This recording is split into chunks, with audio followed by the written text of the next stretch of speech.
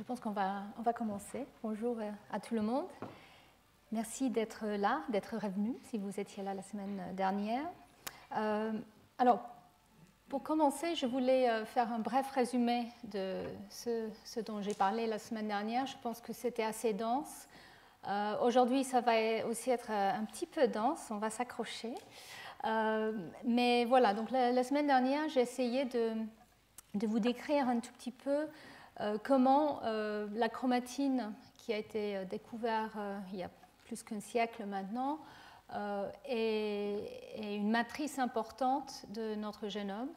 Comment cette matrice est importante non seulement pour impacter l'ADN dans le noyau, mais aussi essentielle pour, on va dire, la bonne lecture du génome, la bonne utilisation du génome, et la protection aussi du génome au cours des divisions cellulaires. Donc, je vous avais parlé un petit peu de cette découverte de la chromatine qui était basée surtout sur les procédures de coloration des cellules et des noyaux qui ont permis de voir non seulement qu'il y a cette substance colorée qui est faite d'ADN et des histones, mais qu'elle est organisée de manière assez hétérogène dans le noyau, avec des régions denses hétérochromatiques et des régions moins denses euchromatiques. Et aussi, j'ai décrit le fait que ces régions d'hétérochromatine et d'euchromatine peuvent changer. Il y a de l'hétérochromatine qu'on appelle constitutive, qui semble être toujours là, même si elle doit quand même être mise en place à un moment au cours du développement, mais en tout cas dans les cellules somatiques, elle semble être assez constante tout au long du cycle cellulaire. Et puis, il y a d'autres régions qui sont ce qu'on appelle l'hétérochromatine facultative, qui peut changer à un moment ou un autre du développement, par exemple, ou même d'une division cellulaire à l'autre. Donc, ces liens, comme je l'ai décrit la semaine dernière, entre ce qui était une description cytologique avec la génétique et l'émergence des règles, on va dire, de génétique grâce aux découvertes et aux études de Mendel et la redécouverte de ces études. Et il y a eu cette constatation que finalement, les lois de Mendel n'étaient pas toujours suivies dans certains systèmes, comme l'inactivation du chromosome X, où on voit qu'un des deux X est hétérochromatique et que finalement, ça donne lieu à des populations clonales de cellules qui expriment soit l'un ou soit l'autre des deux chromosomes, ou dans des phénomènes comme le position effect variegation, la variegation d'effet de position, où quand on juxtapose une région, un gène chez la drosophile, ça a été découvert, mais ça a été trouvé aussi dans d'autres systèmes, quand on juxtapose un gène à une région d'hétérochromatine, on commence à voir une répression qui a lieu dans certaines cellules et pas dans d'autres, et qui donne lieu donc à des populations clonales de cellules où le gène est réprimé ou où le gène est actif. Et donc c'était cette constatation que finalement on peut avoir une expression différente de gènes au sein du même individu et même au sein des mêmes tissus, qui a un peu ouvert les yeux, on va dire, aux généticiens à la possibilité qu'effectivement l'état chromatinien pouvait influencer l'expression de nos gènes. Et il y a eu donc une période très intense de recherche sur ce qui constitue la chromatine, avec des études de biochimie, pour découvrir donc non seulement les histones, mais aussi le fait que les histones sont organisées avec l'ADN dans une forme de nucléosome, qui sont les unités de la chromatine et qu'on retrouve dans quasiment tous les eucaryotes. Et puis aussi, je vous avais parlé un tout petit peu de la biologie du développement et le fait que la chromatine pourrait participer à cette expression différente des gènes au cours du développement. Il faut activer certains gènes, réprimer d'autres pour donner la diversité des cellules que nous voyons.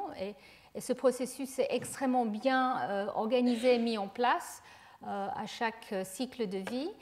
Et donc, il y a l'idée que la chromatine est importante peut-être pour gérer la manière que certains gènes seront exprimés ou pas, et peut-être aussi qu'elle peut servir comme une barrière à la réactivation ou la répression des gènes de manière illégale ou aberrante. Et les études de reprogrammation qui ont fait l'objet de mes cours l'année dernière illustrent cette problématique très, très bien. La chromatine, elle empêche la réactivation des gènes en présence des facteurs de transcription tout simplement. Et donc l'idée qu'il y a un lien étroit entre la chromatine et l'expression génique est venue grâce à ce type d'études. Et donc, pour revenir sur ces descriptions du chromatine et hétérochromatine, je vous rappelle qu'effectivement, l'hétérochromatine reste condensée tout au long de l'interphase, au cours du cycle cellulaire. Elle a tendance à se répliquer plus tardivement que d'autres régions du génome. Les nucléosomes semblent être assez régulièrement organisés. Elle est relativement inaccessible à des nucléases, à des digestions. C'est comme ça d'ailleurs qu'elle a été définie et décrite au départ. Et elle peut induire une répression en cis, c'est-à-dire à côté, dans certains cas, s'il n'y a pas une manière d'empêcher cette propagation. Donc elle a tendance à se propager si elle n'est pas arrêtée correctement. Et par contre, le chromatine représente les régions, le reste du génome qui est décondensé, qui a tendance à être répliqué plus tôt au cours de la phase S, du cycle cellulaire, où les nucléosomes sont moins bien organisés, justement peut-être pour laisser accès à des facteurs, des protéines qui doivent aller lire l'ADN, l'exprimer, etc.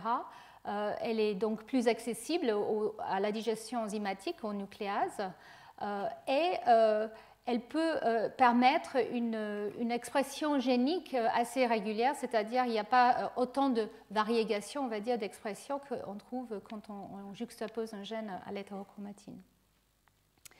Et j'ai décrit aussi la découverte des modifications ou des variants de la chromatine, les variants des histones, les modifications des histones et le fait qu'on peut avoir des protéines qui reconnaissent ces modifications et qui peuvent jouer un rôle dans la régulation des gènes, et qu'il y a des modificateurs qui vont rajouter des modifications comme l'acétylation ou la méthylation et d'autres enzymes qui peuvent enlever ces modifications, par exemple qui peuvent enlever l'acétylation des histones des acétylases. Et j'ai décrit aussi le lien qui a été fait entre ces modificateurs des histones et les gènes qui étaient déjà connus comme étant impliqués dans la régulation des gènes. Et donc ça, c'était une période de grande découverte quand on a réalisé que finalement, ces protéines qui affectaient la chromatine de point de vue chimique étaient aussi les mêmes gènes qui ont été découverts grâce à la génétique comme étant importants pour l'expression correcte des gènes. Et donc ici, je vous montre des cas classiques d'hétérochromatine induits par les complexes polycomes d'un côté, dont je vais vous parler plus en détail la semaine prochaine, et puis les facteurs qui s'associent à l'euchromatine, qui sont là pour permettre l'expression des gènes. Donc il s'agit là de la machinerie de la transcription, mais qui doit accéder à la chromatine, à l'ADN, via des changements au niveau de la chromatine. Et donc en fait, pour résumer cet aspect de régulation génique, je vous rappelle que l'ADN nu n'est pas trouvé dans les noyaux des eucaryotes. Nos cellules contiennent l'ADN impacté en forme de chromatine, mais on sait que si on prend l'ADN nu et dans un tube d'essai, on peut rajouter des facteurs qui vont permettre son expression. Par contre, nous savons que dans la cellule, ça ne se passe pas comme ça. Donc, les facteurs qui vont aller reconnaître très spécifiquement l'ADN ne sont pas capables de le faire aussi facilement dans un contexte de la chromatine. Et donc ici, je vous montre très schématiquement la manière que nous imaginons qu'un gène est activé. Il y a donc des facteurs qui sont quand même capables d'aller trouver leur cible dans l'ADN, leur séquence spécifique, et c'est lié. à des séquences parfois qui se retrouvent très très loin en fait, du début du gène, du promoteur. Mais ça ne suffit pas, il faut recruter via ce type de facteurs des complexes de remodelage. J'ai parlé des complexes de remodelage qui sont là justement pour déplacer, faire bouger les nucléosomes pour un peu dégager la place pour que d'autres facteurs puissent venir se rajouter. Et il y a aussi recrutement de ces enzymes qui vont aller modifier les nucléosomes, comme les histones acétyltransférases, et ça permet une certaine ouverture de la chromatine. Et tout ceci permet ensuite l'arrivée des facteurs de transcription et la machinerie de transcription qui va s'installer au début du gène et qui va commencer le processus de transcription en lien avec des protéines qui se trouvent parfois très, très loin, mais dans des grands complexes et d'interactions à longue distance. Donc tout ça, ce sont des modèles qui sont plus ou moins prouvés. En tout cas, ce qui est clair, c'est qu'il faut ce type d'activité de remodelage et de changement d'état de la chromatine pour permettre la transcription dans un système des eucaryotes. Et donc, ici, c'est juste encore une petite image de nucléosome. Donc, par microscopie électronique, vous voyez bien là l'ADN embobiné dans ces unités de nucléosome. Donc voilà pour un peu le résumé par rapport à la chromatine et son rôle éventuel ou son rôle sûr dans la régulation des gènes. Mais la grande question et le thème de mes cours cette année concerne le rôle éventuel de la chromatine comme mémoire. À quel point la chromatine peut porter de l'information au cours des divisions cellulaires ou même à travers les générations. Et donc, pour qu'un facteur chromatinien ou une modification chromatinienne soit réellement épigénétique, il faut que cette modification ou ce facteur soit maintenu au cours des divisions cellulaires, soit capable de se autodupliquer, c'est-à-dire de ramener la machinerie qui permet sa duplication, et doit être héritable quand les signaux qui l'ont déclenché ne sont plus là. Si les signaux sont toujours là, on peut dire que ce n'est pas forcément un système épigénétique. En tout cas, ça c'est, on va dire, la définition assez rigide et classique de l'épigénétique. Et la question, c'est est-ce que la chromatine peut vraiment être porteuse de cette information? Alors, je l'ai déjà mentionné la semaine dernière, mais il y a des scientifiques qui ne pensent pas que la chromatine est essentielle pour porter cette information. Et ça, c'est quand même très important parce que le message qui vient de ce type d'hypothèse, c'est que nous n'avons pas besoin finalement de cette chromatine pour autre chose que, on va dire, l'impaction du génome et peut-être faciliter, pour faciliter le génome de traverser le cycle cellulaire, la mitose, etc. Et que peut-être, au niveau des gènes en tout cas, on a besoin tout simplement des facteurs de transcription ou des facteurs de répression qui peuvent s'associer de manière très spécifique à des gènes ou à des régions très lointaines et qui peuvent, par des boucles d'autorégulation, générer un état qui est épigénétique sans avoir à faire appel à des facteurs en cis comme des histones. Donc ça, Marc Potashny est une des personnes qui a travaillé pendant très très longtemps sur les bactéries, où là on a moins besoin, ou pas besoin forcément d'évoquer la chromatine, mais il y a eu quand même la réalisation que chez les eucaryotes, que ce soit des levures ou les mammifères, ce système ne pourrait pas marcher tout simplement. Et ce que j'ai mentionné tout à l'heure, la reprogrammation illustre ça parfaitement. S'il s'agissait que des facteurs de transcription, pourquoi on n'arrive pas à reprogrammer une cellule en une seule étape? Il y a des barrières à ça. Et donc, si la chromatine peut propager de l'information, de quoi il s'agit. Donc ici, je vous montre un nucléosome de manière très schématique. Et l'idée, c'est qu'il faut que l'information qui est portée par le nucléosome ou autour du nucléosome, que ce soit au niveau des histones, au niveau de la méthylation de l'ADN ou au niveau de la position de la chromatine dans le noyau, il faut que cette information puisse être transmise d'une cellule à l'autre au cours des divisions cellulaires. Et donc, je vais vous parler aujourd'hui beaucoup de ce qui se passe au cours de la phase S, quand on va dupliquer le génome, comment on va répliquer l'information qui est portée par la chromatine. Il y a aussi la traversée de la mitose, quand une cellule va se diviser en deux, la cytokinèse et la séparation des chromosomes. Et là, on pense qu'effectivement, la chromatine peut porter de l'information à cette étape-là où il n'y a plus d'expression des gènes, il n'y a plus de transcription. En même temps, on peut imaginer qu'il y a des facteurs de transcription ou d'autres facteurs qui s'associent à l'ADN ou à la chromatine et qui peuvent aussi être porteuses d'informations. Et je vais parler un peu plus de ces facteurs qui se lient au cours de la mitose dans les prochaines semaines.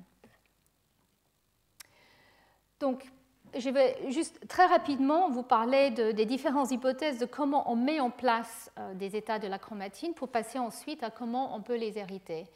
Donc, les facteurs qui vont modifier l'activité de la chromatine ou les protéines qui s'associent à la chromatine ou à l'ADN méthylé peuvent être ciblés soit de façon directe via un facteur qui, lui, reconnaît une séquence spécifique, donc un facteur de transcription ou un facteur de répression ou un facteur qui se lie tout simplement à une séquence d'ADN et qui pourrait être structurale. Donc ça, c'est, on va dire, un ciblage séquence spécifique primaire où les modificateurs de la chromatine peuvent s'associer à ce type de facteur. Ça peut aussi être au niveau de l'ARN. Et là, je vais vous parler beaucoup plus des ARN non codants en particulier la semaine prochaine, où là, l'information qui vient quand même de l'ADN, l'information de transcription de l'ARN, peut aussi être utilisée pour cibler les facteurs de la chromatine. Et puis, on peut avoir aussi une manière secondaire, on appelle ça, de cibler les facteurs de la chromatine, qui peut être via d'autres changements déjà présents à la chromatine. Et on pense qu'effectivement, beaucoup des événements au cours du cycle cellulaire peuvent être associés à ce type de phénomène secondaire, qui peut être via des protéines qui s'associent à l'ADN, comme ce qu'on appelle les methyl binding proteins, ou des facteurs qui s'associent à des modifications des histones, ou encore pas des ARN non codants, mais qui ne vont pas être produits au niveau de l'ADN d'où ils sortent. Les ARN non codants peuvent aussi voyager, aller ailleurs sur un chromosome et permettre l'arrivée de certains facteurs. Et ça, comme je l'ai dit, je vais vous parler de ça la semaine prochaine. Mais une fois qu'on a ce type de facteur présent, comment on peut le propager? Et là, il y a beaucoup de modèles possibles que je vais mentionner aujourd'hui. Et donc, on peut imaginer que c'est via des facteurs de transcription, comme Petachny l'a proposé en fait. Finalement, un facteur de transcription, il peut toujours amener avec lui un facteur lié à la chromatine qui va être utile pour, par exemple, ouvrir la chromatine, l'acétylée, ou fermer la chromatine, la méthylée. Ça peut être donc de manière séquence dépendante. Ça peut aussi être via des ARN non codants s'ils restent associés à la chromatine tout au long du cycle cellulaire. On peut imaginer effectivement une propagation stable des facteurs qui s'associent avec. On peut aussi imaginer des facteurs qui s'associent à la méthylation de l'ADN. Mais pour que ce type de changement de la chromatine soit stable, on commence à réaliser qu'il faut une manière de propager dans l'espace et dans le temps. Et donc, vous allez voir, on va parler des modifications qui peuvent recruter des facteurs chromatiniens et qui peuvent ensuite s'étaler à distance pour permettre une meilleure propagation d'un état tout au long du cycle cellulaire. On peut aussi imaginer que dans le génome, il n'y a pas juste une interaction, on va dire, locale, mais que d'autres régions à longue distance permettent de propager un état. Ça peut faciliter ou stabiliser une situation particulière de chromatine. Et je vais mentionner tout à la fin, et ça va faire le lien avec le séminaire que vous allez entendre, la machinerie d'interférence des ARN peut jouer un rôle absolument critique dans certains systèmes, dans la levure Schizosaccharomyces pombe, par exemple. Nous savons qu'effectivement, il y a un lien très étroit entre la machinerie d'interférence des ARN et la propagation de facteurs de la chromatine. Et je voulais aussi vous rappeler que la chromatine est très dynamique.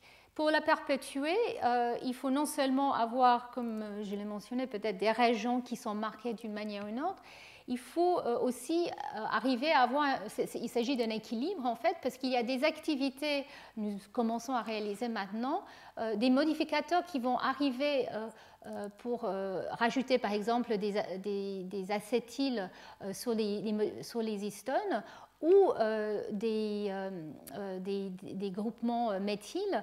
Et il y a aussi les effaceurs qui sont présents dans le même noyau ou même dans les mêmes complexes. Et donc, comment on arrive à maintenir un état plutôt qu'un autre? Je dois dire que c'est exactement là où nous sommes dans le domaine, comment on arrive à équilibrer pour qu'une région donnée, elle va être plutôt acétylée, elle va rester acétylée et donc peut-être transcrite, ou une région va devenir plutôt méthylée, elle va rester méthylée et plutôt réprimée quand il s'agit des méthylations, par exemple, de la lysine 3, de la lysine 9 de l'histone H3. Donc en fait, on pense qu'effectivement, là, il y a des considérations de stoichiométrie des complexes et aussi de leur capacité d'arriver à un endroit du génome, à un endroit de la chromatine, et de propager un état plutôt que de permettre un autre type de complexe arriver et faire tout le contraire. Et nous savons qu'effectivement, au cours du cycle cellulaire, il y a au moins 2 moments où on peut très facilement, on peut imaginer un maintien ou un effacement de l'état de la chromatine. Il s'agit du moment de la réplication du génome dont je vais vous parler, mais aussi de la mitose qui semble être aussi un moment dans le cycle cellulaire qui est une fenêtre de temps où on peut effectivement changer un certain nombre de choses. Et aujourd'hui, je vais vous parler surtout de cette étape de réplication. Et donc, je voulais quand même faire un bref rappel du cycle cellulaire pour ceux d'entre vous qui ne connaissent pas vraiment ce cycle. Donc, pour qu'il y ait une division cellulaire, la cellule, elle doit dupliquer son génome, elle doit aussi se diviser et dupliquer tous les facteurs qui sont importants pour sa vie, son métabolisme. Et donc, en fait, le cycle cellulaire est divisé en différentes phases. Donc, si on commence avec le moment de la division, la mitose, où les chromosomes vont se séparer et les 2 nouvelles cellules filles se forment, ça s'appelle la cytokinèse. Donc, cette phase de ce qu'on appelle G1 est la phase où justement on va synthétiser des protéines, la cellule va grandir, accroître, et préparer la prochaine phase qui est la phase S, on appelle, où le génome doit être dupliqué. Donc l'ADN doit être synthétisé de manière exacte et chaque chromosome doit être dupliqué. Et la phase G2 est le moment, c'est la préparation pour que la division cellulaire se passe. Et c'est à la fin de la phase G2 où les chromosomes se condensent, la chromatine se condense, les chromosomes se préparent pour cette phase de division de métaphase, de mitose. Et pas toutes les cellules, la plupart de nos cellules dans notre corps ne sont pas en fait en cycle, elles sont en état, on appelle ça quiescente. Donc ce qu'on appelle le G0, où une cellule est en arrêt. Alors, certaines cellules peuvent être en G0 et plus jamais rentrer dans le cycle cellulaire, et d'autres cellules peuvent être en phase quiescente et peuvent quand même rentrer en cycle cellulaire. Donc, on a un peu mis tous les états dans cette phase G0. Mais ce qui est important de savoir, c'est que certaines cellules qui sont en phase G0 sont extrêmement actives, comme les neurones par exemple, où il y a un métabolisme extrêmement important, mais il n'y a plus de division cellulaire et certaines cellules doivent continuer pendant des mois et des années avec le matériel qu'ils ont hérité au cours du développement. Donc voilà le cycle cellulaire, et la chromatine, comme l'ADN, doit être dupliquée au cours de cette phase S. Et au cours de la mitose, cette chromatine qui a été dupliquée doit être séparée, ségrégée au niveau des chromosomes de façon exacte. Et nous pensons qu'effectivement, des erreurs dans la manière que la chromatine est mise en place et dans la manière que les chromosomes se divisent sont extrêmement graves. Et comme je l'ai mentionné la semaine dernière, nous savons maintenant qu'il y a beaucoup de facteurs liés à la chromatine, y compris les histones, qui semblent jouer un rôle dans le cancer. Et il peut s'agir bien sûr d'une régulation aberrante de nos gènes, mais il peut aussi être dû à des changements, des modifications du cycle cellulaire et la manière que les cellules vont se diviser. Et on sait qu'effectivement la chromatine est extrêmement importante pour le maintien de l'intégrité du génome. Et le dernier cours de cette série va parler de cette intégrité du génome. Donc, je vais quand même vous parler maintenant de manière plus précise de cette phase S où le génome est dupliqué.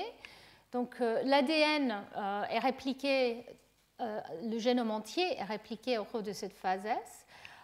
Donc, il s'agit quand même on va dire, d'un défi extrêmement important, déjà pour répliquer le génome de façon exacte, mais en plus de répliquer la chromatine qui vient avec de façon exacte aussi. Donc, pour vous rappeler, la manière que l'ADN est répliqué est venue de manière, on va dire, ou a été proposée de manière très élégante grâce à sa structure de double hélice et l'appariement des nucléotides. Watson et Crick avaient déjà proposé que pour synthétiser l'ADN, on peut imaginer qu'il y a un système, ce qu'on appelle semi-conservatif, où finalement chaque bras de cette double bras peut être utilisé comme une matrice pour synthétiser l'autre bras. Donc c'était une hypothèse en 1953 et en fait c'était Michelson et Stahl qui ont prouvé que c'est effectivement la manière que l'ADN est répliqué, c'est-à-dire une double hélice, elle va produire deux nouvelles double hélices qui chacune porte un des deux bras de l'ancienne double hélice. Donc, ce système semi-conservatif était, on appelle ça, enfin certaines appellent ça la preuve et l'expérience la plus élégante de la biologie. Enfin, je pense qu'on peut imaginer d'autres expériences qui peuvent être aussi bien citées, mais effectivement, la manière que ça a été prouvé était une manière très, très élégante, mais je ne vais pas vous en parler aujourd'hui parce qu'on pourrait faire un cours que sur cet aspect-là. En tout cas, ce qui est important, c'est qu'effectivement, on porte l'information de l'ancien double hélice dans chacune des deux filles, on va dire. Et ça, c'est très important pour imaginer comment on peut propager de l'information épigénétique et en particulier, vous allez voir, les marques comme la méthylation de l'ADN sont basées, leur propagation est basée sur cette synthèse semi-conservative. Donc, comme je l'ai dit, c'est un défi de pouvoir répliquer la chromatine de façon exacte et c'est toujours un champ de recherche en plein essor. On essaie de comprendre comment ça se passe. Et je vais essayer de vous faire un tour sur la question maintenant. Alors, tout d'abord, si on duplique l'ADN, je l'ai déjà mentionné, ça nous donne tout de suite la possibilité, et maintenant on comprend la machinerie aussi, pour dupliquer des modifications de l'ADN comme la méthylation de la cytosine. Vous allez voir que nous comprenons maintenant comment l'ADN hémiméthylé est utilisé comme matrice pour reméthyler l'autre bras et donc propager cette marque. Donc là, c'est assez bien compris. Mais le problème, en tout cas en épigénétique, c'était un petit problème, c'est que la méthylation de l'ADN, on ne le trouve que dans certaines espèces, comme les mammifères. Il y a beaucoup d'organismes complexes, y compris la drosophile, où il n'y a pas de méthylation d'ADN. Donc, quelles sont les marques épigénétiques qu'on peut évoquer? Et donc, effectivement, les marques, par exemple, liées aux histones, sont clairement dans des cibles très intéressantes. Donc là, moi, je vais vous parler surtout, effectivement, de cette possibilité que les histones portent de l'information qui peut être propagée au cours de la réplication. Ce n'est pas aussi simple que la méthylation de l'ADN parce que nous ne savons pas, ce n'est pas évident que les histones sont propagées de manière semi-conservative. Les anciens histones qui portent éventuellement l'information sont propagés, nous pensons, de manière aléatoire et sont aussi dilués avec des nouvelles histones qui sont nouvellement synthétisées. Donc, comment on arrive à propager de l'information au niveau des histones? Et puis, il y a une troisième manière de faire qui est avec l'utilisation des petits ARN dont je vous avais parlé, donc avec le système de RNAi, interférence des ARN. Ça, c'est un système extrêmement élégant qui existe, nous le savons, chez la Levio et dont vous allez entendre parler tout à l'heure dans le séminaire.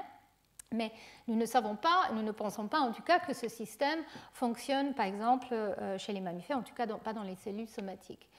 Donc, pour revenir à la réplication de l'ADN et pour arriver à la chromatine, depuis des années, des biochimistes et des chimistes essaient de comprendre comment cette molécule merveilleuse est répliquée. Et il y a un système extrêmement complexe et fidèle qui permet cette duplication du génome. Donc, il faut déjà pouvoir séparer les deux bras. Donc, pour ceci, il y a des hélicases et des topoisomérases qui sont capables de permettre l'ouverture de cette double bras. Et ensuite, il y a des polymérases qui vont aller répliquer l'ADN pour pouvoir le dupliquer. Et donc, les deux bras, les Watson et Crick, comme on les appelle, ne sont pas traités tout à fait de la même façon parce qu'il faut que la synthèse se passe de 5' en 3'.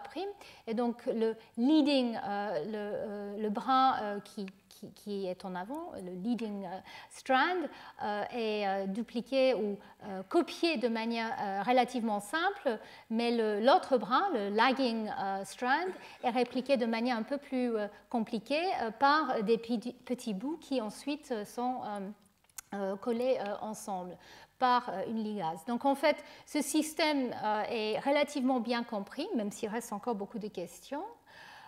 Et si on regarde maintenant de manière, on va dire, plus récente, plus colorée, nous savons que certains des facteurs qui sont essentiels pour la réplication de l'ADN sont aussi les facteurs qui permettent une duplication de l'information épigénétique. Et donc, on pense que ce réplisome est en fait le système d'échafaudage pour permettre la réplication de la chromatine. Et donc, un des facteurs absolument clés de cette réplication de l'ADN et de la chromatine est le facteur PCNA, Proliferating Cell Nuclear Antigen, qui est une protéine qui forme un homotrimère très beau, qui entoure en fait l'ADN qui est en train de se répliquer. C'est un clamp et qui permet la processivité du processus via la polymérase. Donc ce facteur est absolument clé pour la réplication de l'ADN.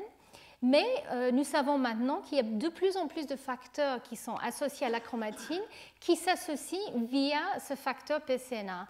Et non seulement au cours de la réplication, mais aussi au cours de la réparation de l'ADN. Quand il y a une cassure de l'ADN, nous savons que PCNA se retrouve aussi à ces endroits-là et va aussi ramener des facteurs liés à la chromatine. Et donc, PCNA est une sorte de scaffold qui permet le recrutement de différents types de facteurs. Et donc ici, je vous montre de manière très schématique maintenant la chromatine qui est en train de se dupliquer. Ici, vous voyez donc une région pas encore répliquée avec les octamères des histones, donc les histones parentaux H3, H4, le tétramère de H3 et H4 et de H2A et H2B dont je vous ai parlé hier. Donc la question, c'est comment les nouveaux brins d'ADN en fait peuvent hériter de ces histones. Et nous savons qu'effectivement, il y a une partie des anciens histones qui sont réutilisés dans les nouvelles brins synthétisés, mais il y a aussi des nouveaux histones qui sont rajoutés à ce moment-là. Et alors, pour que le génome soit répliqué, la chromatine doit être ouverte, en fait. Il doit avoir, on va dire, une ouverture non seulement de l'ADN lui-même, mais de la chromatine tout d'abord. Et nous savons qu'il y a un complexe qui s'appelle FACT, qui est assez mystérieux dans ses fonctions, mais qui ne se retrouve pas non seulement au moment de la réplication, mais aussi à d'autres moments dans le génome. Et FACT, en fait, permet de relâcher les histones des nucléosomes, d'ouvrir un petit peu les nucléosomes, et permet justement de sortir les tétramères ou les dimères H3, H4 de l'ADN. Et ces histones qui sont sorties peuvent être recyclés, mais pas n'importe comment. Il y a des facteurs très très spécifiques qui s'appellent des chaperones. C'est des facteurs qui vont accompagner les histones dans ce processus. Et donc il y a plusieurs histones chaperones, il y a au moins 5 qui sont connus, qui accompagnent ce processus. Et donc il y a certains de ces chaperones qui sont amenés à la fourche de réplication grâce au replisome et grâce à l'association avec PCNA. Donc ces chaperones, et là je dois dire, on est dans la ville où il y a une des plus grandes expertes de ce domaine, donc Geneviève Almouzny, qui travaille à l'Institut Curie. Et donc ces schémas viennent de ces revues et papiers magnifiques. Et donc grâce à ces études et les études d'autres scientifiques dans le domaine, nous savons que ces chaperones sont là pour assurer que les anciens histones qui sont sortis par FACT peuvent être justement accompagnés et réutilisés dans la nouvelle chromatine qui va être synthétisée. Donc il y a une chaperone qui s'appelle CAF1, qui est important pour recycler les anciens histones, mais aussi pour les nouveaux histones qui sont nouvellement synthétisés par la cellule. Et puis un autre facteur qui s'appelle ASF1, qui lui est important pour ce processus de recyclage.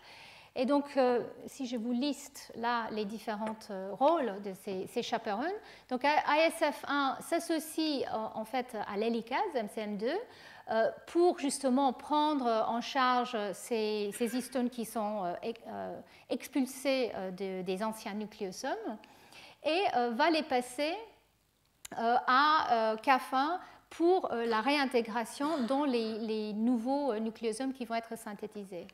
Et CAF1, en fait, utilisait aussi des nouveaux histones, et en particulier des histones H3.1. Je vous ai parlé des variants H3.1, 2 et 3. H3.3, on le retrouve que dans des régions activement transcrites, et donc on pense qu'effectivement, surtout que cette variant d'histone est déposée de manière différente et indépendante de la réplication via une autre chaperone qui s'appelle HIRA. Mais en tout cas, CAF1, lui, il va rajouter l'histone H3.1 qui donc va faire partie de ces nouveaux nucléosomes. Donc on a une réutilisation des anciens histones et une incorporation des nouveaux histones dans les nouvelles régions de chromatine synthétisées. Et donc maintenant, c'était un grand débat dans le domaine, mais nous pensons qu'en fait, cette utilisation d'anciens et de nouveaux est assez aléatoire. Donc sur les deux brins, on trouve certains nucléosomes qui sont constitués des anciens H3, H4 et d'autres où c'est que des nouveaux. Donc, on retrouve en fait deux nouvelles brins de chromatine où il y a un mélange de l'ancienne information et du nouveau. Donc ça, tout de suite, ça pose la question, alors, est-ce qu'il y a de l'épigénétique ou pas? Est-ce qu'on peut vraiment transmettre l'information? Et j'ai oublié de dire, mais en fait, la déposition des anciens histones arrive dans une région de jusqu'à 400 nucléotides plus loin de la région qui les a fournis. Donc en fait, dans une région d'environ 400 nucléotides, on retrouve aussi le recyclage des anciens histones.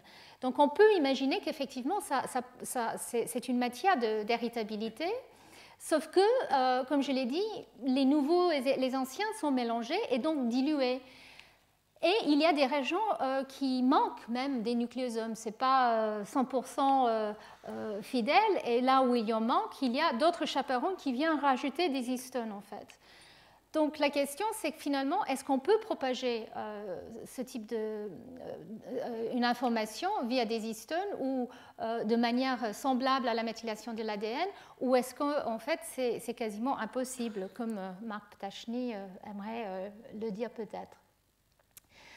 Et donc, comment propager de l'information? On peut imaginer que donc, les histones nouvellement incorporés, et j'ai oublié de le dire, mais en tout cas pour l'histone H4 et aussi pour H3, ils arrivent dans un état acétylé qui peut très rapidement être désacétylé parce que la machinerie de réplication ramène les désacétylases pour enlever ces marques qui sont liées à la synthèse des nouveaux histones.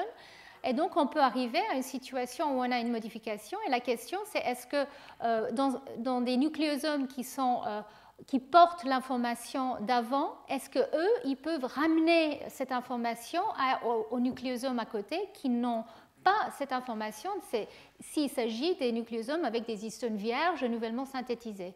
Donc, est-ce que finalement, via des protéines qui vont s'associer à ces modifications, on peut imaginer qu'on va transmettre cette information. Donc ici, je vous montre un scénario, mais en fait, on peut imaginer différents types. Il peut s'agir justement sur le même nucléosome qu'un histone modifié peut ramener l'information à l'autre dans le même nucléosome ou dans des nucléosomes avoisinants. Et donc, pour justement étudier cette question, je voulais introduire le système que je vais traiter la plupart du temps aujourd'hui.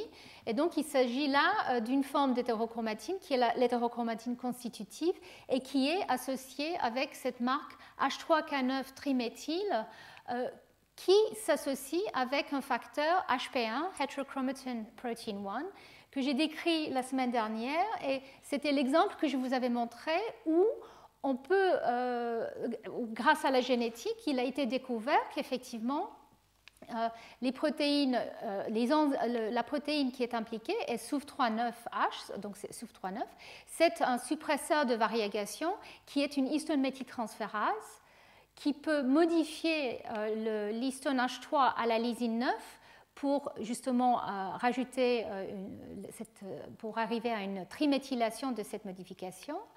Alors, on pense que pour arriver à cette triméthylation, il faut une autre enzyme qui s'appelle 7DB1 ou d'autres qui peuvent monométhyler H3K9. Donc, peut-être qu'il faut commencer avec un état de monométhylation de K9 qui va être transformé en triméthylation par SUF3-9. SUF3-9 s'associe à HP1 et HP1 s'associe à la modification elle-même, la triméthylation de H3K9 et un cible de HP1 via un domaine qui s'appelle le chromodomaine que j'ai mentionné et j'ai décrit la semaine dernière. Donc HP1 va se lier à H3K9 triméthyle et va aussi ramener l'enzyme qui est important pour cette modification. Donc on peut imaginer ce type de autopropagation grâce à ce type de système et c'est ça que je vais plus élaborer maintenant. Alors, autour de ce type de modification, il n'y a jamais juste une modification seule qui marche, bien sûr. Il y a d'autres changements qui peuvent être importants.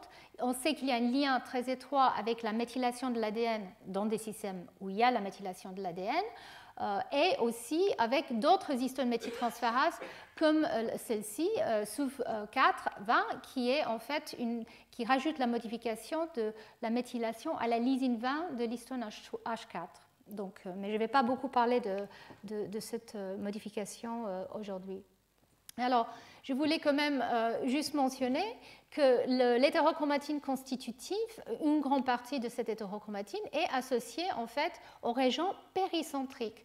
Il s'agit des régions qui sont autour des centromères des chromosomes. Donc, les centromères, bien sûr, sont essentiels pour la ségrégation des chromosomes. C'est des régions qui sont en fait porteuses de protéines très particulières et qui vont s'associer au kinétochore. Donc il y a un variant ou des variants très précis qui vont se mettre dans le centromère comme CNH3, mais autour de la région qui est le centromère, il y a de l'hétérochromatine. Il y a des régions répétées qu'on appelle les séquences satellites. Il y a des satellites mineurs, des satellites majeurs, et ces régions des satellites sont l'hétérochromatine constitutive qui est présente tout au long du cycle cellulaire. Et quand on regarde une cellule en interphase ou en mitose, on voit qu'effectivement ces régions denses en DAPI, donc l'ADN est très condensé, sont présents ici et sont marqués par H3K9 triméthyle et par HP1. Donc, c'est des régions qui, effectivement, sont ciblées par ces modifications. Alors, comment on arrive à mettre en place cet état hétérochromatinien? On pense qu'effectivement, il y a un lien très étroit avec des ARN non codants. Et ça, je vais vous en parler lors du 4e cours, où on va parler de la mise en place au cours du développement de ce type d'hétérochromatine.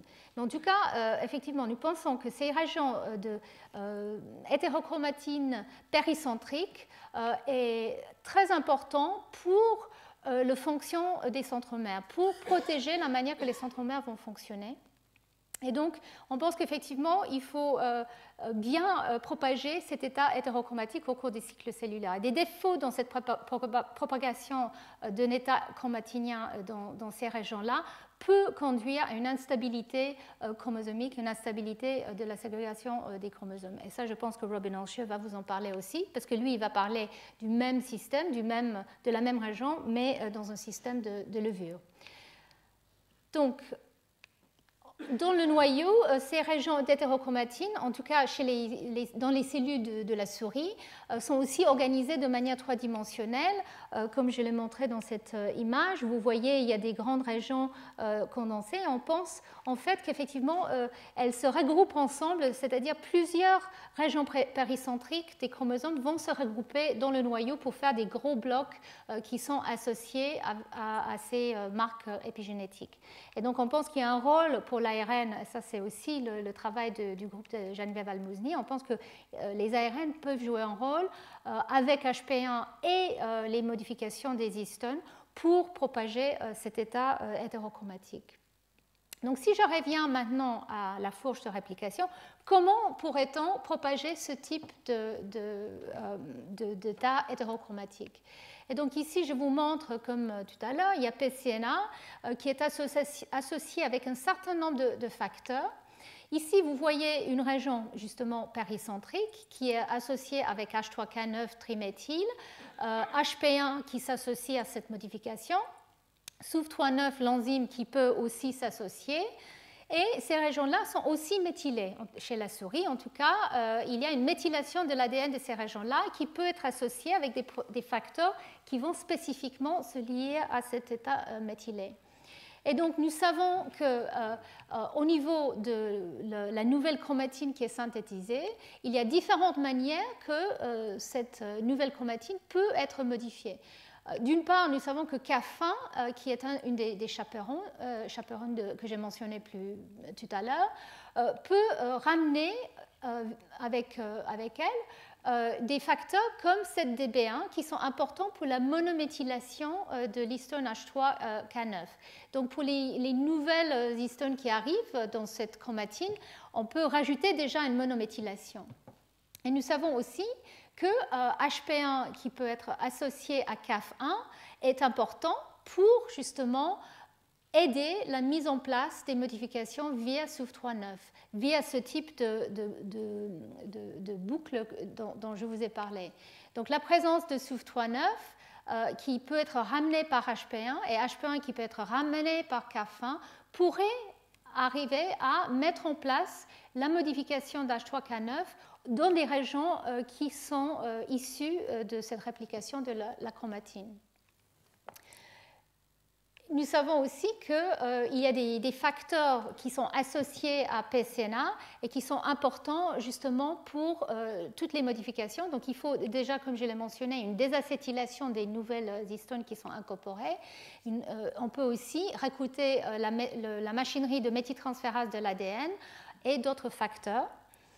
Et puis, on sait aussi qu'effectivement, cette machinerie qui est associée avec un complexe de remodelage très spécifique qui s'appelle SMARCAD1 est important justement pour le bon placement des nucléosomes et l'intégration de cette désacétylation des histones et de ramener les modifications comme H3K9 triméthyle. Donc effectivement, PCNA en association avec ce type de facteur est essentiel pour ramener tous les acteurs qui peuvent dupliquer l'état chromatinien d'H3K9 triméthylé. Donc je voulais passer un tout petit peu de temps sur la méthylation de l'ADN parce qu'en fait, il s'est avéré la compréhension de cette méthylation de l'ADN apportait des réponses aussi à la manière que la chromatine ou les modifications de la chromatine peuvent être propagées. Et donc, comme je l'ai déjà dit, la méthylation de l'ADN est un des marques classiques d'épigénétique. Déjà, en tout cas dans les génomes des mammifères, jusqu'à 80% des dinucléotides CPG se retrouvent méthylés dans le génome. Et nous savons que cette méthylation est importante parce que quand on délète les facteurs qui mettent en place la méthylation, et on perd la méthylation, on se retrouve avec plusieurs types de phénotypes. Donc nous savons que c'est important pour l'hétérochromatine péricentrique chez les mammifères. Nous savons aussi que c'est important pour l'inactivation du X, pour l'empreinte. Et nous savons aussi que si on délète les DNA méthyltransférases au cours du développement, il y a une létalité. Donc c'était une des premières marques épigénétiques, même avant que la machinerie qui était responsable soit découverte. Robert Holliday et Art Riggs avaient proposé que c'était un marque qui pouvait être dupliqué justement parce qu'il est associé à l'ADN qui lui est dupliqué de manière semi-conservative. Et donc ils avaient déjà imaginé dans leurs deux papiers en 75-80 que ça pourrait être une marque propageable, on va dire, au cours de la réplication. Donc nous savons maintenant qu'il y a des méthyltransférases de novo qui sont ciblées de différentes façons et à différents moments du développement qui peuvent aller méthyler ces dinucléotides CPG. Cet état méthylé, au moment de la réplication, comme je l'ai mentionné, elle est perdue pour le bras nouvellement synthétisé. Et donc, en fait, il a été compris que c'est cet état hémiméthylé qui permet le ciblage de la méthyltransférase de maintien DNMT1. Donc, c'est cet état qui est reconnu par le complexe à laquelle s'associe DNMT1. Et donc, après la découverte de DNMT1, il y a eu la réalisation qu'il y a un facteur absolument clé pour ce processus qui s'appelle UHRF1, qui s'appelait aussi NP95 avant. Et donc, cette protéine, c'est elle qui est responsable de la reconnaissance de cet état hémiméthylé. Elle va justement recruter DNMT1 quand elle s'associe à cet état hémiméthylé. Et en plus, DNMT1, son substrat préféré est l'ADN hémiméthylé. Donc, il va rajouter un groupe méthyle quand il est sur ce substrat. C'est toujours un petit peu un débat, est-ce que oui ou non DNMT1 pourrait aussi avoir un rôle de de novo méthyltransférase et est-ce que les de novo méthyltransférases DNMT3A et B pourraient avoir un rôle dans la propagation. Donc ça c'est quelque chose qui est encore un petit peu en débat, mais en tout cas ce qui est clair, DNMT1 on va dire est l'enzyme privilégiée de cet état de duplication d'un état méthylé.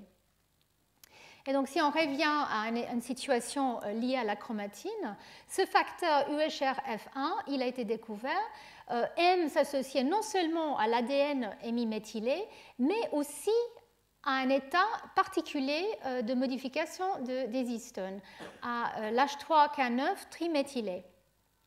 Et donc, des études de structure de cette protéine ont permis de montrer qu'effectivement, UHRF1 se localise grâce à PCNA, donc il est ciblé à ces endroits de réplication grâce encore à cette protéine PCNA, donc il interagit avec PCNA, mais il interagit aussi avec les histones H3K9 tri ou diméthylés, et aussi avec l'ADN hémiméthylé. Et donc ici, je vous montre les parties de la structure de cette protéine qui peuvent s'associer avec H3K9 triméthylé. Donc ça, c'est via deux domaines, en fait, un PhD domain et un tandem 2 domain de la protéine, qui peuvent aller accueillir, on va dire, H3K9 triméthylé de manière plus privilégiée que d'autres modifications. Donc c'est quelque chose qui est relativement spécifique, même si ça aussi, c'est un petit peu toujours un débat. Mais ce qui est intéressant, c'est que cet état est aussi associé, cette reconnaissance a besoin aussi d'un état non méthylé d'une autre lysine qui est juste à côté, la lysine 4 d'histone H3.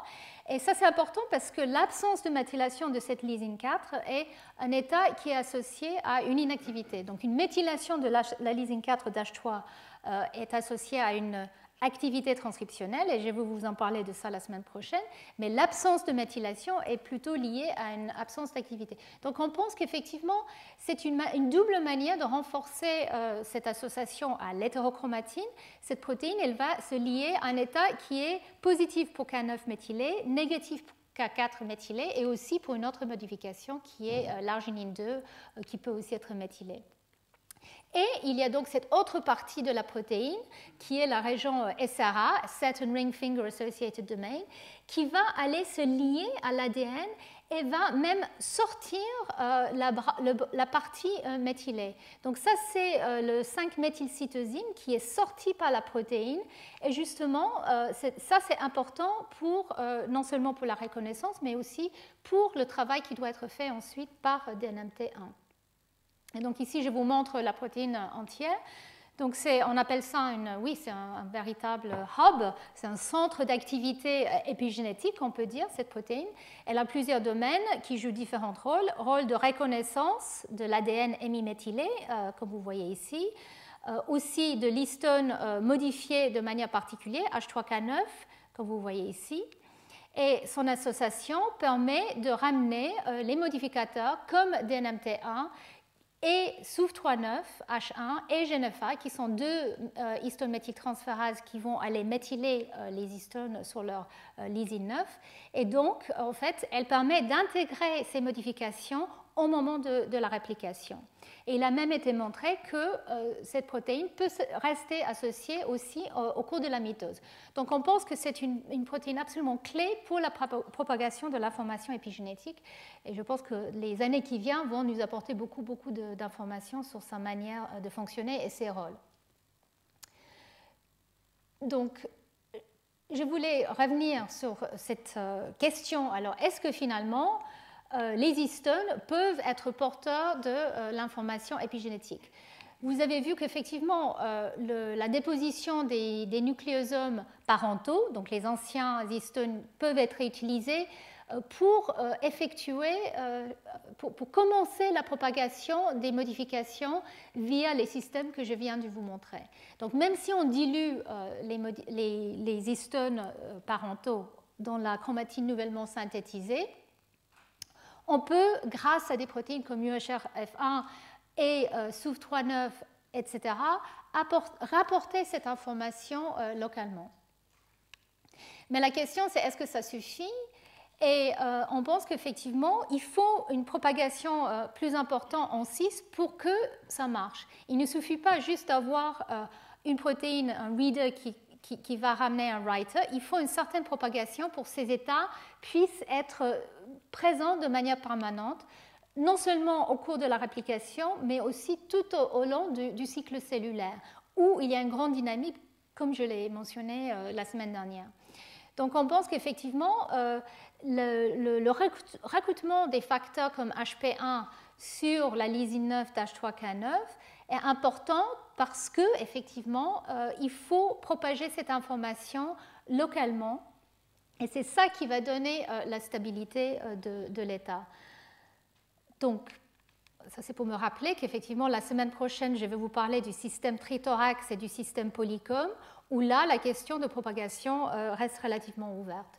Mais en tout cas, pour ce système HP1, H3K9 triméthyle, des études assez récentes en fait, commencent à essayer de modéliser la chromatine pour voir à quel point elle peut être stable tout au long du cycle cellulaire, vu la dynamique qui est associée avec l'échange des histones, les facteurs de remodelage, etc. Donc, les modèles mathématiques, et là je ne vais pas rentrer dans tous les détails, d'une part parce que c'est extrêmement complexe et je ne pourrais pas vous les expliquer, et d'autre part parce que c'est que des modèles et je préfère vous parler finalement des tests, des vrais tests. Mais en tout cas, les modèles qui prennent les différents facteurs en considération suggèrent qu'effectivement, il faut une région minimale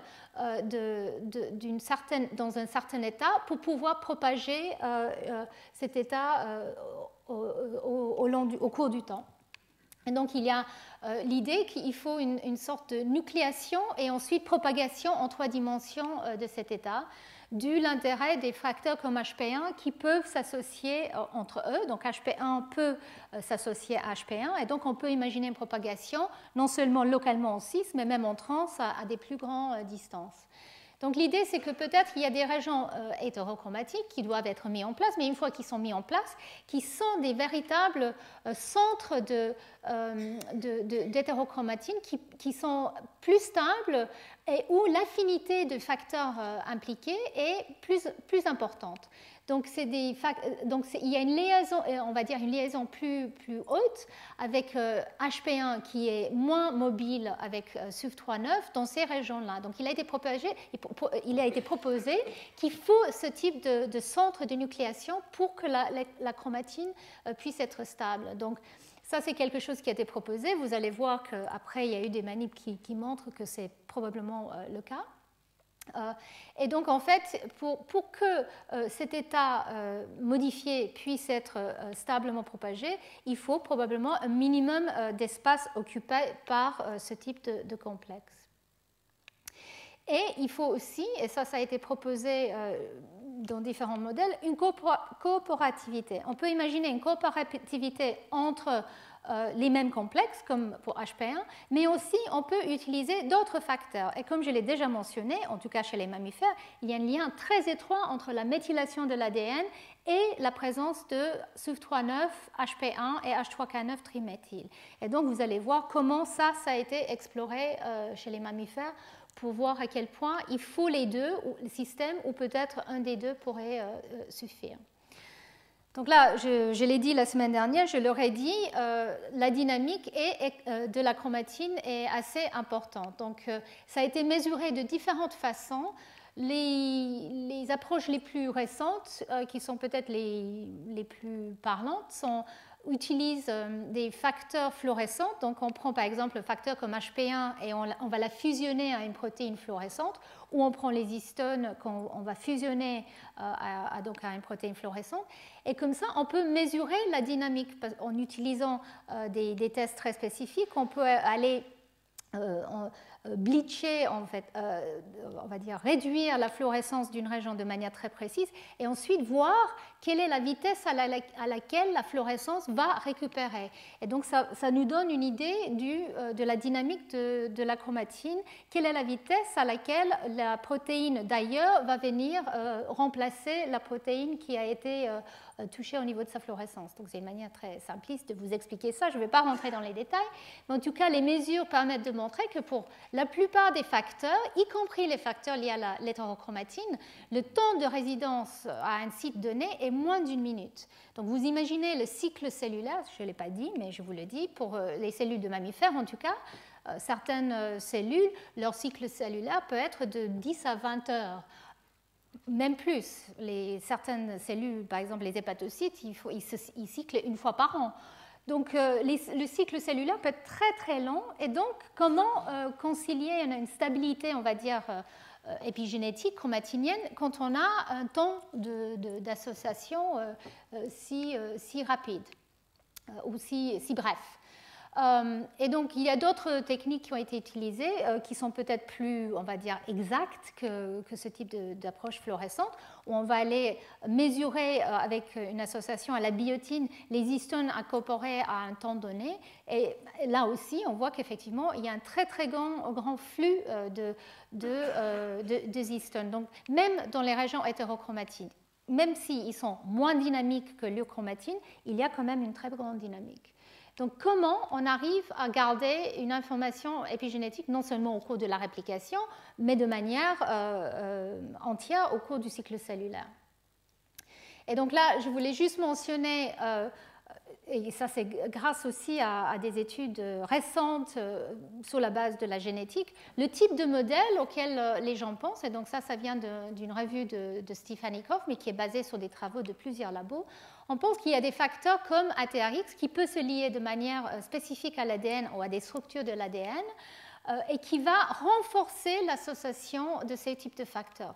Donc là où pour la réplication de l'ADN, je vous avais parlé de PCNA et UHRF1, dans une région qui n'est pas en train de répliquer, on pense qu'il y a d'autres facteurs qui peuvent faire l'affaire. Donc ça c'est une possibilité qu'effectivement il y a tout un mécanisme pour garder les marques même dans un contexte de dynamique chromatinienne. Et là c'est très récent ces études, donc on va voir dans les années qui viennent à quel point finalement il y a ce type de complexe qui est là pour un peu figer un état malgré une dynamique constante.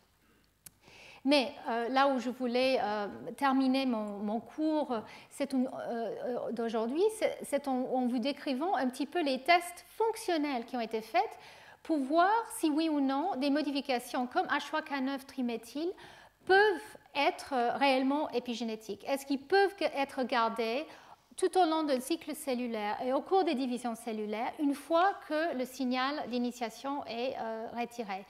Et c'était encore une très grande question, et ça reste encore une question ouverte, mais on commence à voir les réponses, et vous allez voir dans le séminaire de Robin Allshire qu'effectivement, les études chez la levure, en tout cas, montrent que effectivement, ce type de modification peut réellement être un marque épigénétique. Alors, chez les mammifères, et en fait, je me suis trompée d'année, c'est pas 2014, c'était en 2012, je pense, que ce papier est sorti, que je vais vous décrire. Chez les mammifères, le laboratoire de Crabtree aux États-Unis a fait une expérience très élégante pour essayer de répondre à cette question. Ils se sont dit, on va prendre une région du génome, un gène qui normalement n'est pas associé avec cette modification H3K9 triméthyle quand il est inactif, mais on va forcer son inactivité et l'acquisition de cette modification et voir, une fois qu'on a établi cette marque, à quel point il va rester une fois qu'on enlève cette initiation. Et pour ceci, ils ont utilisé un système où ils ont modifié le gène OCT4. Alors OCT4, l'année dernière, j'en ai parlé beaucoup, parce que c'est un des facteurs qui est important pour la reprogrammation. C'est un gène de pluripotence qui est essentiel au cours du développement et qui est éteint dans des cellules somatiques. Normalement, on n'a plus d'OCT4 exprimé dans les fibroblastes ou dans d'autres cellules somatiques. Mais dans des cellules souches embryonnaires, qui sont des cellules pluripotentes, OCT4 est exprimé. Et donc, dans le laboratoire de Crabtree, ils ont utilisé OCT4 comme une lecture d'expression génique et en fusionnant à GFP, donc à une protéine fluorescente, comme ça, ils pouvaient voir si oui ou non le gène était actif au sein d'une cellule. Et ils ont associé deux types de systèmes. Donc, ils ont modifié la séquence d'ADN à côté de ce gène pour qu'ils puissent cibler un facteur activateur de transcription qui s'appelle VP16, qui est un activateur extrêmement puissant de transcription, ou la protéine HP1, dont je vous ai parlé. Et ces deux petites cassettes qu'ils ont rajoutées à côté du promoteur du gène peuvent être associées aux protéines dont je viens de mentionner de manière inductible, parce qu'ils ont développé un système qui permet d'interférer avec la liaison par rapamycine dans le cas d'HP1 et avec une autre molécule, ABA, dans le cas de VP16. Donc l'idée, c'est qu'ils peuvent choisir en rajoutant ces molécules dans la boîte de culture des cellules, si oui ou non ces facteurs vont se lier ou pas. Donc ils peuvent activer à volonté le gène avec VP16 ou associer à volonté HP1 ou les deux. Et donc en utilisant ce système, ils pouvaient regarder si OCT4 est activé ou réprimé et à quoi il est associé au niveau de la chromatine. Donc, dans une cellule ES, dans une cellule souche embryonnaire normale, OCT4 est exprimé, comme vous voyez ici. Ça, c'est la polymérase 2 qui est associée. Et quand il est inactivé, OCT4 devient méthylé au niveau de la lysine 27 d'H3. Donc c'est associé à des changements liés à la polycom, dont je vais vous parler la semaine prochaine. Mais il n'y a pas de H3K9 méthylé qui est associé normalement dans des cellules ES ou des cellules fibroblastes à ce gène. Donc ici, on va interférer avec la régulation normale. Ici, c'est la situation normale. Et là, je vais vous parler d'une situation induite via soit l'un, soit l'autre de ces facteurs. Et donc, ce qu'ils ont fait tout d'abord, c'est prendre des cellules souches embryonnaires où ils ont induit l'association à HP1 au niveau du promoteur. Et ensuite, ils ont étudié, après jusqu'à 8 jours, 0,3, 5 jours, quel est le niveau d'H3K9 triméthyle ou de H3K4 triméthyle. Alors, H3K4 triméthyle, comme je viens de le dire, est associé à un état actif. Donc, quand le gène est actif, on voit une présence de H3K4 triméthyle. Et dans les cellules souches embryonnaires, OCT4 est actif. Et donc, à jour 0, on voit un bon enrichissement dans la région 3' du gène. Quand on rajoute quand on induit HP1 au niveau du promoteur, on voit déjà après 3 jours qu'il y a un enrichissement de H3K9 triméthyle. Comme attendu, si HP1 peut recruter SUV39, ce qu'on savait déjà, mais là, ça montre très clairement, de manière très directe, qu'effectivement, c'est le cas. Et le recrutement de H3K9 triméthylé est associé aussi au recrutement de HP1 gamma, il y a 3 formes d'HP1 dans la cellule. Là, ils ont recruté HP1 alpha, ils ont vu que le HP1 gamma endogène de la cellule est recruté. Donc effectivement, cette boucle d'autorégulation dont je vous ai parlé est mise en place ici, déjà au bout de 3 jours. Alors, H3K27 acétylé n'est pas affecté, c'est une autre histoire, je ne vais pas en parler, mais ça c'est un contrôle, on va dire. Mais ici, on voit qu'effectivement, comme attendu, HP1 induit K9 triméthyle et aussi ramène d'autres molécules d'HP1. L'autre chose qu'ils ont regardé, c'est la méthylation de l'ADN, qui apparaît au niveau du promoteur de OCT4, mais plus tard. Donc, au bout de 3 jours, ils ne voient pas vraiment une méthylation. Mais au bout de 8 jours ou plusieurs semaines, ils voient qu'effectivement, le niveau de méthylation de l'ADN augmente autour du promoteur. Donc là, la grande question, c'est qu'est-ce qui se passe quand on enlève HP1 ? Est-ce qu'on perd l'état méthylé des histones, vu la dynamique, etc., dont je vous ai parlé Et en fait, dans les cellules ES, quand ils mettent en place HP1, soit pour quelques jours, soit pour plusieurs semaines, et ensuite ils enlèvent HP1 en rajoutant la rapamycine, donc là il n'y a plus d'HP1 associé de manière induite. Et ce qu'ils voient, c'est qu'effectivement, avant d'enlever HP1, ils ont un taux très très élevé d'H3K9 triméthyle, mais quand ils enlèvent HP1, ils voient qu'effectivement, il y a une baisse de la K9 triméthyle, surtout s'ils ont pris des situations où la méthylation d'ADN n'a pas augmenté. C'est-à-dire, si c'est quelques jours après induction d'HP1, il n'y a pas beaucoup de méthylation au niveau du promoteur, et là, on voit que H3K9 triméthyle est perdu très très vite. Et quand ils traitent les cellules avec un inhibiteur de la méthylation, dont je vous ai parlé l'année dernière beaucoup, la 5-azacidine, en fait, ils voient qu'effectivement, là, ils perdent très vite H3K9 triméthyle. Donc, en fait, dans les cellules OS, en tout cas, quand il y a une méthylation d'ADN qui reste, c'est-à-dire après plusieurs semaines d'induction d'HP1, on voit la méthylation. Quand on enlève HP1, là, H3K9 triméthyle reste. Mais quand il y a peu d'ADN, peu de méthylation de l'ADN, là, le marque est perdu. Donc, dans les cellules OS, il n'y a pas vraiment une mémoire stable associée à H3K9 triméthyle. Maintenant, quand ils font ça dans des fibroblastes, donc là, on change de système. Là, on n'est plus dans les cellules de pluripotentes, on est dans des cellules différenciées. Et là, en fait, ce qu'ils ont pu faire, c'est utiliser, parce que OCT4, normalement, n'est pas exprimé dans les cellules fibroblastiques, donc ils ont imposé l'expression d'OCT4 en utilisant le système VP16. Donc, quand ils mettent VP16, quand ils activent via VP16, OCT4 devient exprimé, et ensuite, ils peuvent rajouter HP1 et voir quel est l'impact. Donc, ils peuvent étudier qu'est-ce qui se passe quand on rajoute HP1 dans la présence ou absence de VP16 et HP1.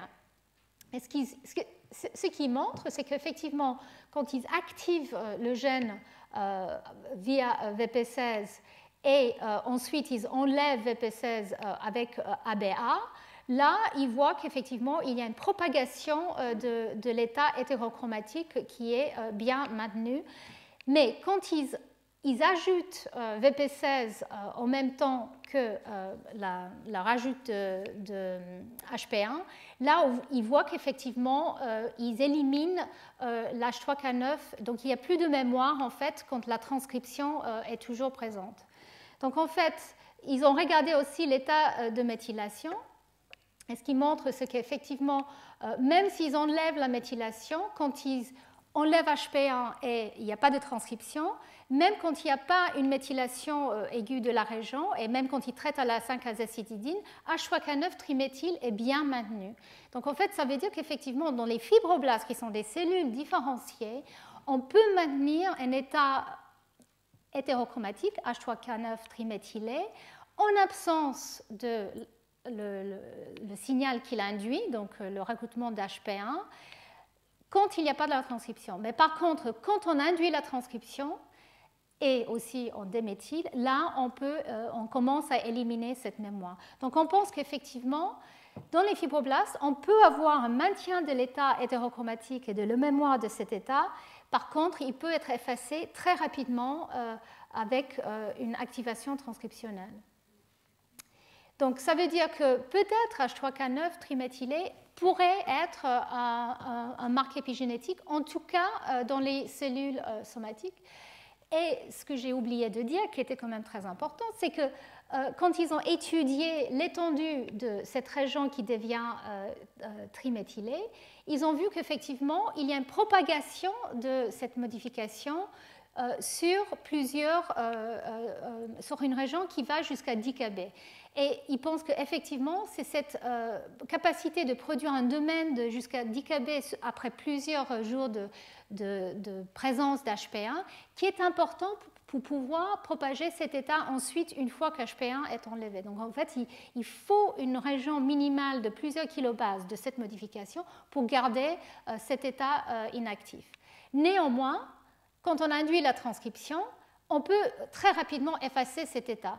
Et donc là, plusieurs questions maintenant. Pourquoi on arrive à effacer si facilement avec la transcription? Probablement, VP16 est un activateur extrêmement puissant et il ramène avec lui une machinerie extrêmement puissante d'échange des histones, de remodelage. Et donc peut-être, effectivement, c'est plus facile d'effacer cette modification dans cet état-là. On pourrait poser la question, qu'est-ce qui se passe s'il y a une transcription moindre? Est-ce que finalement, on perdrait le marque aussi facilement? Est-ce que l'équilibre serait bousculé si rapidement? Et aussi, on peut poser la question, comment on perd cette modification? Est-ce que c'est passif au cours des réplications ou est-ce que c'est actif via, par exemple, des déméthylases des histones? Donc tout ça, c'est des questions qui restent ouvertes. En tout cas, un point qui est important, c'est que dans les cellules souches embryonnaires, c'est clair que la présence de SUF3-9 et de H3K9 triméthyle ne semble pas être suffisant pour une mémoire de l'hétérochromatine dans cette région induite. Il faut une méthylation de l'ADN en plus. Donc il faut cette synergie dont j'ai parlé tout à l'heure. Par contre, dans les cellules somatiques, il semble que ça soit moins une obligation.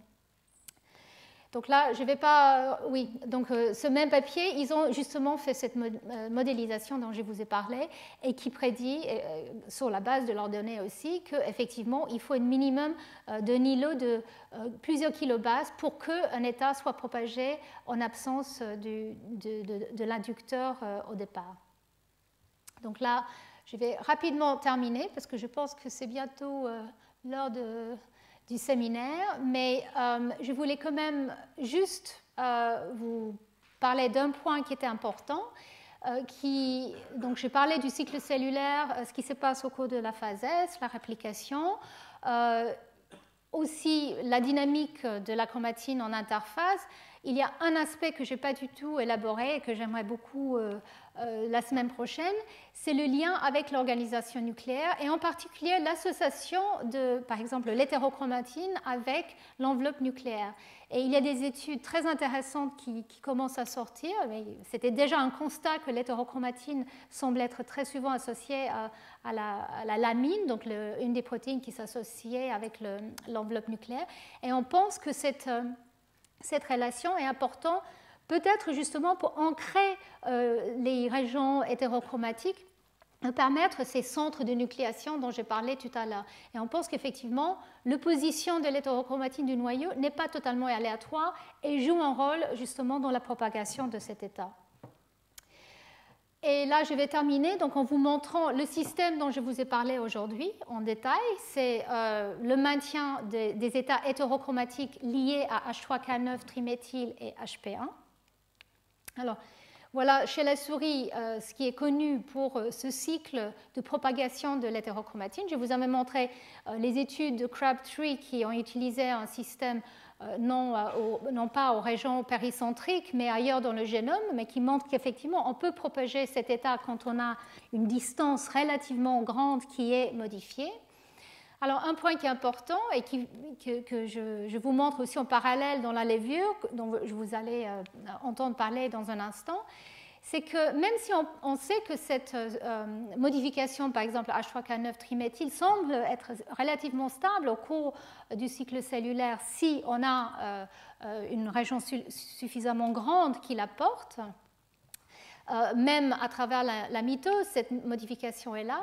Ce que nous réalisons depuis quelques années, c'est que les protéines qui s'associent ne sont pas si stables et que justement au moment de la mitose, il y a une modification qui est sur l'acide aminé à côté de la lysine 9, qui est la sérine 10 de l'histone H3 dans sa queue. Donc là, vous voyez très mal, mais en tout cas, la sérine 10 qui est à côté de la lysine 9 dans la queue de l'histone H3 devient phosphorylée, justement au cours de la phase G2 et en mitose. Et nous savons que cette phosphorylation va éjecter la protéine HP1, probablement chez la souris et très certainement, en tout cas, chez la levure. Et donc, on enlève en fait HP1 à ce moment au cours de la mitose. Et donc, en fait, la question, c'est comment finalement on arrive à repropager au cours du cycle cellulaire cet état quand il y a cette fenêtre de temps où finalement on peut défaire les choses, même si H3K9 di ou triméthyle semble rester. Et c'est ça la beauté des études faites dans des systèmes modèles. C'est grâce à la génétique dans des systèmes comme Schizosaccharomyces-Pombe qu'il a été montré par plusieurs groupes, y compris Rob Martinson, et vous allez entendre Robin Olsher aussi. Il y a d'autres groupes comme Shiv Grohl et Danish Moazed qui montrent effectivement qu'au cours du cycle cellulaire, on passe d'un état où il y a cet assemblage de la protéine SWI6 chez la levure HP1, c'est l'homologue de HP1, et la modification H3K9 di ou triméthyle qui est présente, qu'on peut perdre cette protéine au cours du cycle cellulaire, ce qui permet, en tout cas chez la levure, une fenêtre de temps où l'hétérochromatine est moins condensée et peut-être plus accessible et disponible pour être transcrite. Et donc, il y a une fenêtre où il y a une transcription qui a lieu. Cette transcription, elle permet la production des ARN qui ont probablement des structures particulières parce que c'est des régions répétées, donc l'ARN forme peut-être des structures particulières qui attirent la machinerie d'interférence de l'ARN, le RNAi, Et c'est justement grâce à la production des petits ARN avec cette machinerie qu'on peut aussi récibler la machinerie chromatinienne qui va permettre la méthylation de la lysine 9 d'H3K4, donc CLAR4, qui est l'équivalent de SUF3-9 chez les mammifères et chez la drosophile. CLAR4 va être ramené grâce à ces petits ARN et à cette procédure pour renouveler l'état hétérochromatique et permettre HP1, SY6 de revenir s'associer. Donc on commence à vraiment comprendre, en tout cas dans ce type de système, comment on peut maintenir l'hétérochromatine tout au long du cycle cellulaire, y compris la réplication, la phase S, y compris la phase de mitose. Et je pense que vous pouvez voir qu'effectivement, c'est assez dynamique. Donc même si on peut dire que des marques comme H3K9 di ou triméthyl sont des marques épigénétiques parce qu'ils restent après que l'inducteur soit parti, néanmoins, ils ne peuvent pas le faire seuls. Il faut l'aide d'autres facteurs et d'autres systèmes. Et en tout cas, chez la levure, c'est clair que l'RNAi joue un rôle important pour permettre cette propagation. Et dans d'autres systèmes, probablement, il y a d'autres manières de faire. Et chez les mammifères, on sait que probablement la transcription des régions est aussi importante, mais pas forcément pour ramener la machinerie d'interférence des ARN. Donc je pense que je vais arrêter là pour permettre un petit peu de temps avant de faire le séminaire. Donc la semaine prochaine, je vais vous parler, c'est la deuxième partie qui est liée sur les systèmes de mémorisation. Là, je vais vous parler un peu plus des complexes polycom et trithorax qui sont d'autres systèmes qui permettent une propagation d'informations épigénétiques. Et là, nous allons écouter Robin Alshier qui va nous parler justement de la propagation des marques comme H3K9 triméthyl dans des systèmes chez Schizosaccharomyces pombe. Donc merci beaucoup. Et,